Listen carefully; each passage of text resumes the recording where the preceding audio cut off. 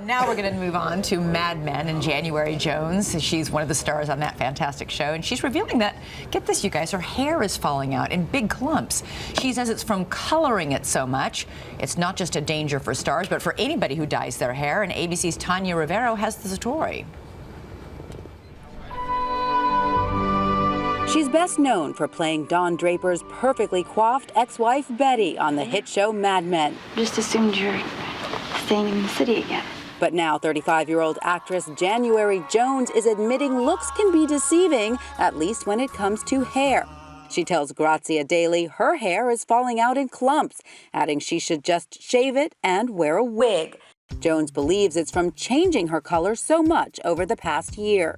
Take a look. She's gone from bombshell blonde to radiant red extensions, back to blonde, then brunette and blonde again, as seen last night at the Screen Actors Guild Awards. Many hairstylists warn against excessive coloring. The high chemicals that are used, over frequency with coloring your hair, can actually result in breakage and hair loss. Doctors say genetics and certain medical conditions like thyroid disease also play major roles in female hair loss. But for celebs who must present ever-changing looks to the world, over-processing can be troublesome. Take the case of Kelly Osbourne, who has seemingly experienced every hair color under the sun. 3 years ago, she admitted to getting bald patches after a hair colorist forgot about her in the chair, telling the Guardian newspaper, "I felt like I'd been electrocuted," and burst into tears.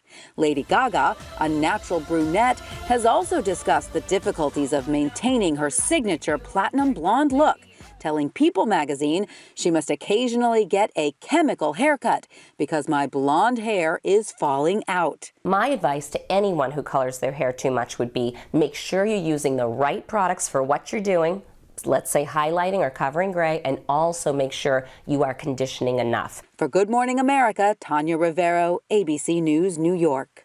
You know, we were just talking about this. I'm not sure, and I'd like to know, any viewers, if you have any opinions on this. I think depending on if you have blonde hair or brunette hair, also, if blonde hair is supposed to be a little bit more delicate.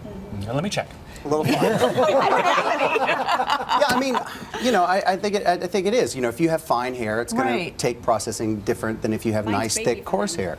And you know, we've talked about having fine hair, you know, before on the set.